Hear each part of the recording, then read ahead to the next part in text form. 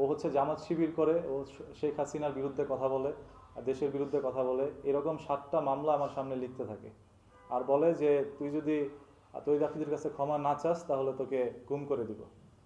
আমাকে যেহেতু মারতেছে ভাই ওই অবস্থায়, মানে আমার আর কিছু করারও ছিল না। আমার কি দোষ সেটাও তারা জানে নাই, যেহেতু আমার নামে কোনো জিডি নেই, কোনো মামলা নেই, কোনো ধরনের অভিযোগ নেই থানায়।